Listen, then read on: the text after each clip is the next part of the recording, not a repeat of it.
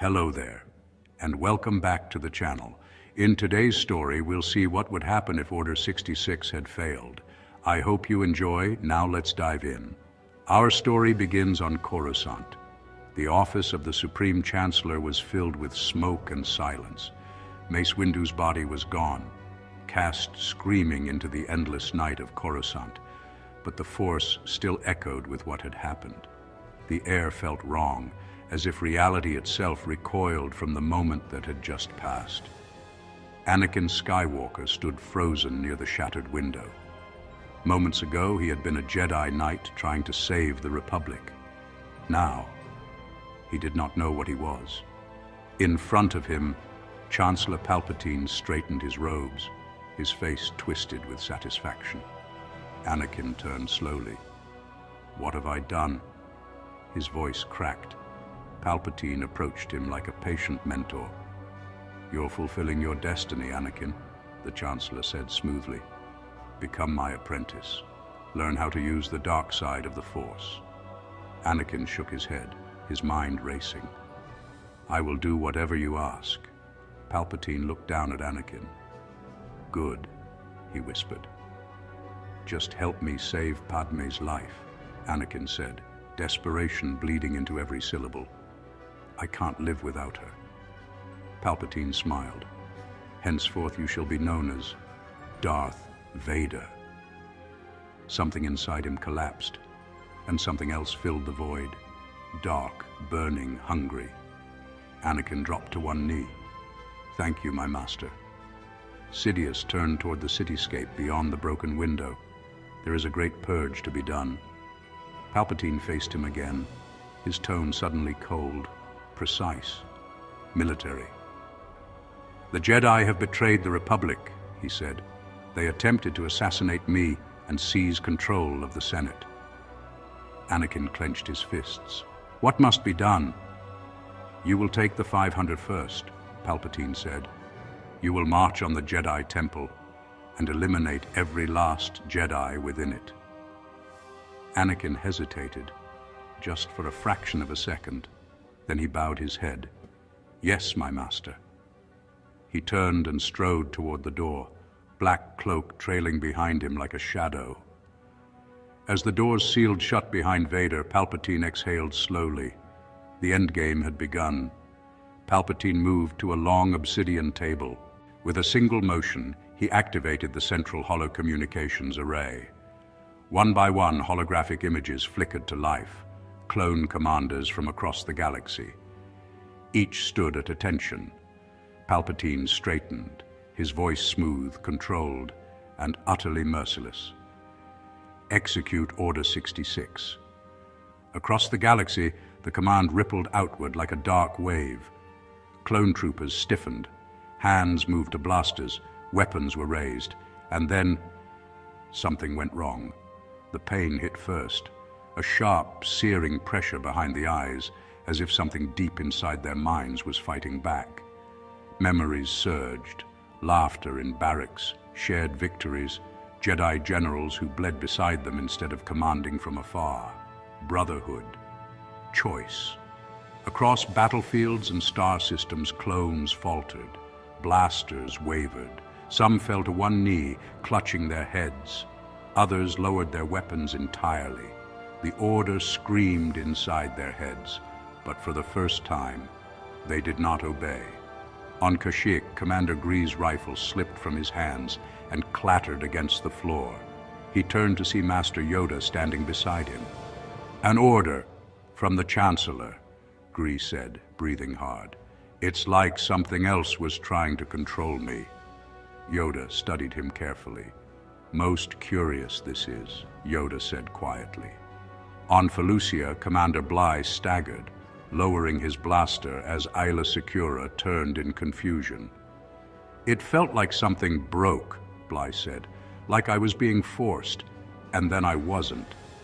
High above Cato Neimoidia, clone pilots locked onto Plo Koon's starfighter, then disengaged. Commander Wolf's voice crackled over comms. "General, we received new orders from the Chancellor. It's not good." Not everywhere was mercy found. On Maigito, Commander Bakara did not hesitate. Blaster fire tore through the smoke. Jedi Master Ki-Adi-Mundi fell beneath the weight of betrayal, one of the few victims of a command that should have killed thousands. But it did not. Only hundreds of Jedi died. The rest lived. And on Coruscant, Darth Vader marched toward the Jedi Temple, unaware that the army meant to secure his destiny was already beginning to turn against him. The steps of the Jedi Temple rose before Anakin Skywalker like a judgment. They were wide, ancient, worn smooth by centuries of peacekeepers who believed the Republic would endure forever. At the top of those steps stood the heart of the Jedi Order, calm, luminous, and utterly unaware that its execution had already been decreed. Anakin stood at the base, black cloak stirring in the night air. Behind him, the 501st Legion assembled in perfect formation, rows of white and blue armor gleaming beneath Coruscant's city lights. These were his men, soldiers who had followed him into hell and back, brothers who had cheered his victories and trusted his instincts without question. Or so he thought. "Move out," Anakin commanded. The clones began marching, but not with the certainty he expected. As they ascended the steps, something rippled through the formation. Helmets turned, blasters shifted uneasily. Private channels lit up with fractured reports, pain, confusion, resistance. Anakin felt it then, a disturbance unlike anything he had ever known. Not fear, not treachery, hesitation. Commander Appo broke formation, boots striking stone as he moved to Anakin's side. "Sir," Appo said carefully, lowering his voice, "requesting confirmation." Anakin did not slow his pace. "Confirmation of what?"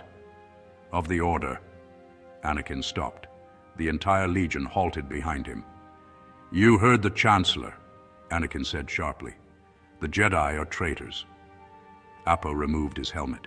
His face was tense, eyes searching Anakin's in a way that made something twist in Anakin's chest. "With respect, General, something isn't right." Appo hesitated. "When the order came through, it hurt, like my head was being pulled in two directions."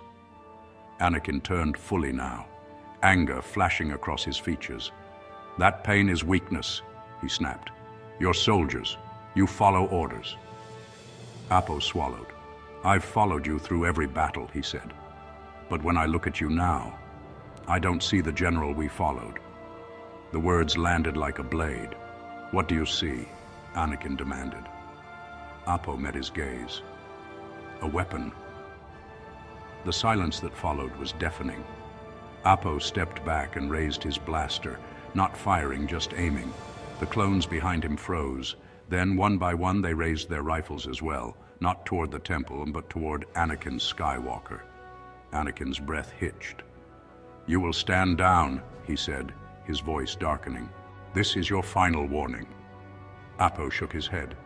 "The only traitors I see," he said, "are you and the Chancellor." Something inside Anakin snapped. "You dare?" he roared. "I am your commanding officer." "You were," Appo replied quietly. Anakin ignited his blade, the blue glow reflecting off 100 raised blasters. "If you do not obey," Anakin snarled, "you will all be executed for treason." The clones did not move. Then Appo gave the order. "Fire!" Blaster bolts screamed through the air. Anakin moved on instinct, blade spinning into a luminous shield as blue energy deflected harmlessly into the night. He advanced a step, then another, but he could feel it instantly. Too many. He was powerful, more powerful than any Jedi alive, but even he could not fight an entire legion of clones. An explosion detonated near his feet, forcing him back. Another volley scorched the stone beside him. Anakin retreated. Rage burned through him, not just at the clones, but at himself, at Sidious, at the galaxy. With a furious leap, he vaulted over the edge of the temple steps, dropping into the lower streets below. By the time the smoke cleared, Darth Vader was gone. Appo lowered his blaster, chest heaving. "What now?" one of the troopers asked. Apo turned toward the temple. "We do what we should have done from the start." The massive doors opened. Two figures emerged. Shakti and Chindralig, blades ignited but held low, not in attack, but caution. Apo removed his helmet. "The Chancellor ordered us to execute the Jedi," he said. We refused. Anakin Skywalker led the assault. Shakti's eyes widened. "Where is Anakin?" Chindralig asked. "He fled." The two masters exchanged a grim look. Shakti stepped forward, her voice steady despite the shock rippling through her. "This changes everything." Chindralig nodded, already thinking several moves ahead. "Then we move now," he said, "before the Sith can recover." Shakti turned back toward the temple guard. "Try and contact as many Jedi you can," she said. "We need to know who survived." Chindralig faced Apo and the 501st. "And we," he said, "will go to the Chancellor's office." Apo straightened. "To arrest him?" Chindralig ignited his blade fully. "To end this." The clones formed ranks, not as executioners, but as protectors. Above them, Coruscant's lights flickered. The Republic had not fallen, but the war was far from over. The Chancellor's office was quiet again, too quiet. Darth Sidious stood alone at the great viewport, hands folded behind his back, gazing out over Coruscant's endless sprawl. Traffic lanes glimmered like veins of light, carrying trillions of lives that believed the Republic stood unbroken. But the Force told him otherwise. Something had gone wrong. The dark side churned uneasily around him. He felt confusion, resistance, flickers of light where there should have been only fear and death. Order 66 should have been absolute. Sidious's eyes narrowed. Then the doors burst open. Anakin Skywalker stormed into the office, cloak torn, breath ragged, eyes blazing with fury. "You lied to me." Sidious turned slowly, already masking his irritation beneath practiced calm. "My friend," he said gently, "you are shaken. The purge has begun. You sent me to the temple with an army that wouldn't obey," Anakin shouted. "They turned on me." That gave Sidious pause. He reached into the Force, probing deeper this time, past the surface chaos, past the fear, and what he felt made his lip curl. The inhibitor chips, they had failed. Not completely, not everywhere, but enough. Years of planning, decades of Sith precision, undermined by flawed execution. Sidious's expression hardened. Before he could respond, the office trembled. The distant roar of engines thundered through the tower. Gunships, dozens of them. Anakin turned toward the window just as Republic gunships streaked into view, floodlights cutting through the darkness, their cannons locking onto the building. "They're coming for you," Anakin said. "The Jedi know." Sidious smiled, thin, dangerous. "Let them." The doors exploded inward. Clone troopers poured into the chamber, weapons raised at the Chancellor. At their center strode Chindralig, lightsaber ignited, expression resolute. Beside him moved Shakti, her blue blade glowing like a beacon of calm amid the chaos. "Chancellor Palpatine," Chindralig said, his voice echoing through the chamber, "you are under arrest for treason against the Republic." For a heartbeat, the galaxy seemed to hold its breath. Sidious slowly raised his hands. "How disappointing," he murmured. Then his eyes burned yellow. Lightning erupted from his fingertips. The front ranks of clones were hurled backward like broken dolls, bodies slamming into walls and pillars. Sidious leapt forward with inhuman speed, crimson blade igniting as he went. The office became a storm. Shakti met him head-on, her movements fluid, precise. Chindralig flanked, striking from the side, forcing Sidious back step by step. For a moment, just a moment, it seemed possible. Then Sidious unleashed his full power. He spun, feinting low, then drove his blade forward with terrifying force. Shakti gasped, Time slowed as the red blade pierced her chest. She fell without a sound. "No!" Kindralig roared. Sidious laughed, the sound sharp and cruel. Anakin stood frozen near the wall, lightsaber still clipped to his belt. Sidious turned toward him mid-fight. "Help me," the Sith Lord commanded. "Fulfill your destiny." Anakin looked at Shaak Ti's lifeless body. At the clones, men he had once led, burned and broken on the floor. He felt the dark side clawing at him, demanding action. And then Padme, her smile, her fear, their child. Anakin stepped back. Clone reinforcements flooded the room, weapons trained on Sidious. Sidious snarled in rage and surged forward, overpowering Sindralig in a brutal exchange. With a final savage strike, he cut the Jedi Battlemaster down. Anakin turned away. As Sidious carved through the remaining clones, Anakin ran, leaping through the shattered window and plunging once more into Coruscant's depths. Behind him, Sidious vanished into the chaos, leaving only bodies and silence behind. Clone patrols swarmed the streets, searching for two Sith Lords who had slipped through their grasp.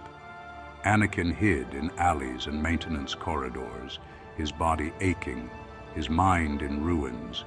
He had betrayed the Jedi, he had betrayed the clones, and he had nearly damned the galaxy.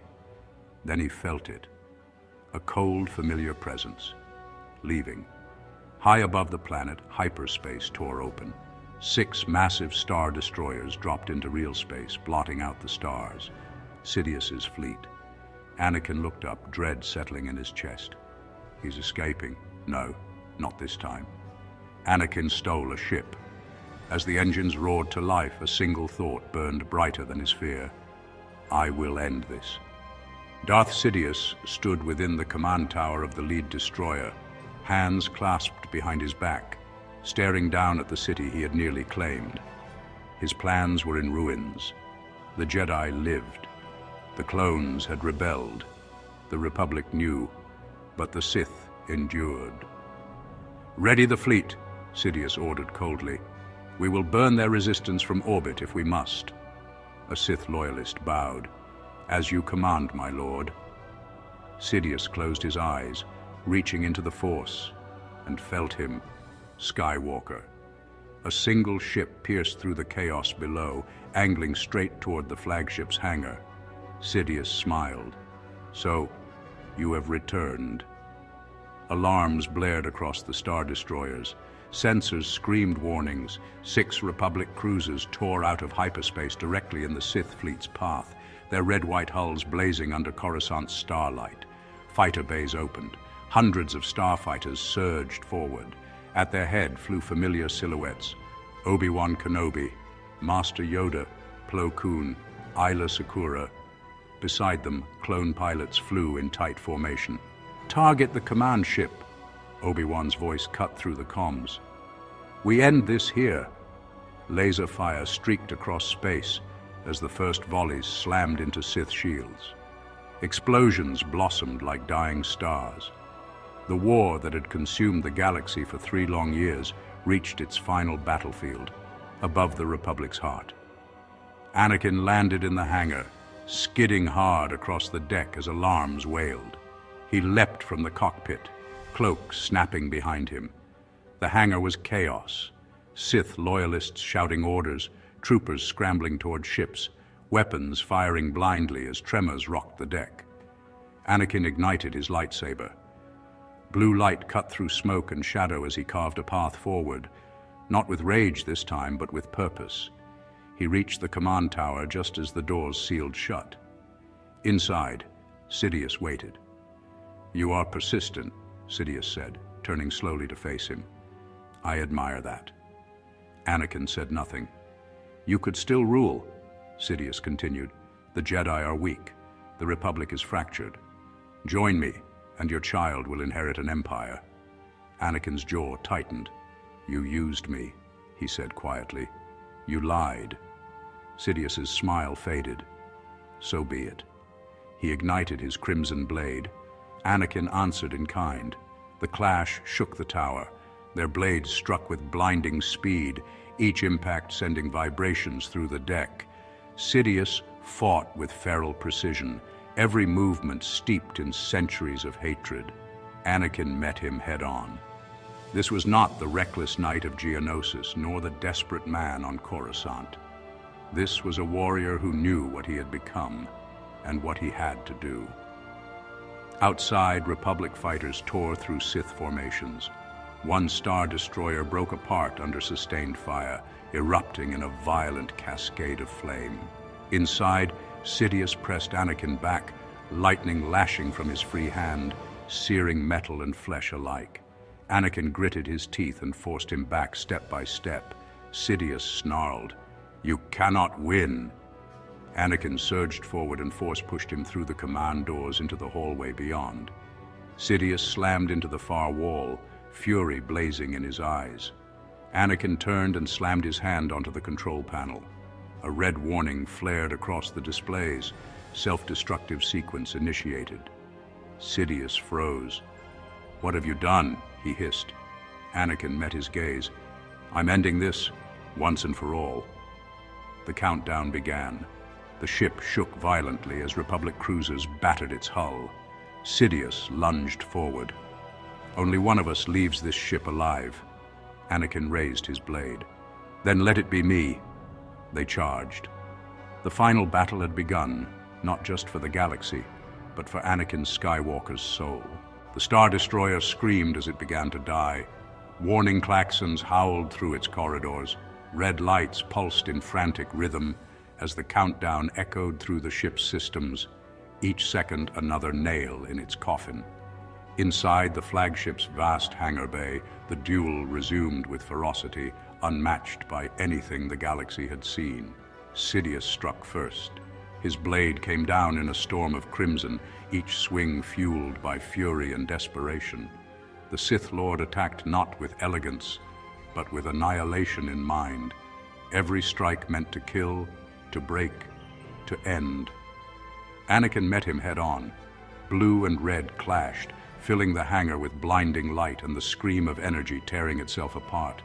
The Force buckled around them, crates lifting from the deck, starfighters sliding across the floor as their power tore at reality itself. Sidious laughed as he attacked. "You think this redeems you?" he snarled. "Your hands are already soaked in blood." Anakin said nothing. He did not fight for forgiveness. He fought for Padme, for the child he would never hold, for a galaxy that deserved to live without chains. Outside the hangar's massive shields, Coruscant's orbit was chaos. Republic cruisers hammered the Sith fleet with relentless precision. Jedi starfighters darted between turbo-laser fire, cutting down loyalist squadrons that broke formation. "Target their engines," Obi-Wan commanded. "Keep them from escaping." One Star Destroyer split in half under sustained bombardment, fire spilling into the void. Another spiraled out of control, crashing into the planet's upper atmosphere in a blazing arc. The Sith fleet was losing. Inside the flagship, Sidious felt it, and his fury became terror. Sidious disengaged suddenly, thrusting his free hand forward. Lightning erupted from his fingers in a blinding torrent. It struck Anakin full force. Pain unlike anything he had ever known tore through him. His muscles locked. His scream echoed through the hangar as he collapsed to one knee, smoke rising from his robes. Sidious advanced, eyes burning with triumph. "You were always weak," he hissed, "a slave to attachment." Lightning poured into Anakin relentlessly, searing flesh and bone. Anakin's vision blurred. And then Padme, standing in the sunlight of Naboo, laughing, alive, happy, holding their child. Anakin's fingers dug into the scorched deck. "They will not grow up in your shadow." With a guttural cry, Anakin forced himself to his feet.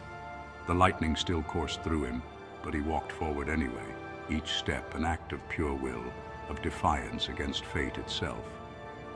Sidious's eyes widened. "No." Anakin grabbed a jagged shard of durasteel torn free by the battle.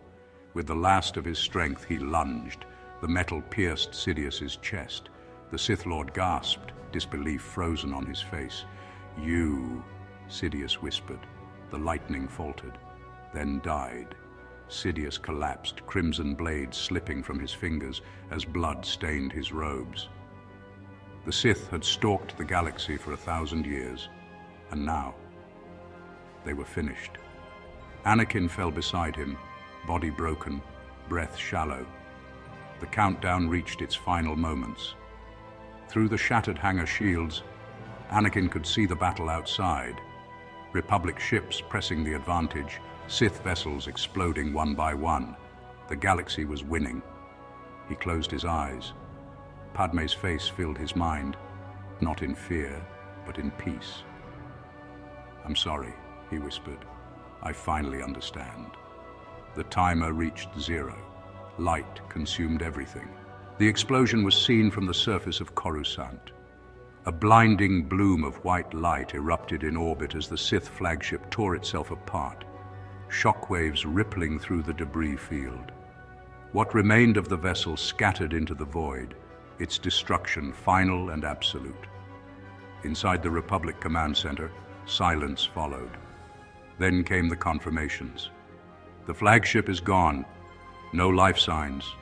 Sith command signals have ceased. Obi-Wan Kenobi closed his eyes. In the Force, a great weight lifted. But so did something else. A presence. Bright, conflicted, familiar, faded. Anakin Skywalker was gone. Without Sidious, the Sith loyalists collapsed into disarray. Leaderless and outmatched, their remaining Star Destroyers were either destroyed or forced to surrender. Clone pilots, once bred to obey without question, now fought with clarity and purpose, cutting down the last remnants of the Sith's hidden army. For the first time in generations, the galaxy was free of the Sith. In the days that followed, the truth came pouring out. The Jedi presented evidence of Palpatine's deception, his manipulation of both sides of the Clone Wars, the existence of Order 66, the inhibitor chips, and his identity as Darth Sidious. The Senate reeled, the Republic mourned, not only the Jedi who had fallen, but the realization that they had been ruled by a monster wearing the face of a savior. The clone army was officially freed from compulsory service. Medical teams began removing inhibitor chips, one soldier at a time. For the first time, the clones were no longer property of the state. They were men. Commander Appo stood before the temple steps once more, helmet under his arm, looking up at a building that still stood. "We did the right thing," he said quietly. And for the first time, no one argued. The Jedi Order did not return unchanged. They mourned Shakti. They mourned Sindralig. They mourned Anakin Skywalker, not as Darth Vader, but as the man who ended the Sith. Yoda addressed the Jedi within the temple's great hall. "Learn we must," he said softly. "Blind we were, but endure the light will." The Jedi would no longer serve blindly as generals. They would serve the Force. On Naboo, beneath a sky untouched by war, Padme Amidala gave birth. Twins, a boy and a girl. She named them Luke and Leia. There was grief in her heart, but not bitterness. She had been told the truth of Anakin's final act, of his choice, of his sacrifice. She raised her children far from the halls of power, choosing quiet over ambition, love over legacy. Sometimes at night, she would look to the stars and feel a strange warmth, like a presence watching over them, protective, proud. Years later, children would learn of the Clone Wars not as the story of an empire's rise, but of how it failed. They would speak of clones who disobeyed an evil order, of Jedi who survived, of a chosen one who fell and then stood back up. In the Force, Anakin Skywalker was remembered not for his rage, but for the moment he chose to end the darkness forever. The Sith were gone, the Republic endured, and the galaxy, scarred but alive, moved forward into a future that was finally its own. And that is where our story ends. If you enjoyed the content, consider liking and subscribing for stories like this. Comment down below what you thought of the story and what other stories you'd like to see. Other than that, I'll see you in the next one. As always, may the Force be with you.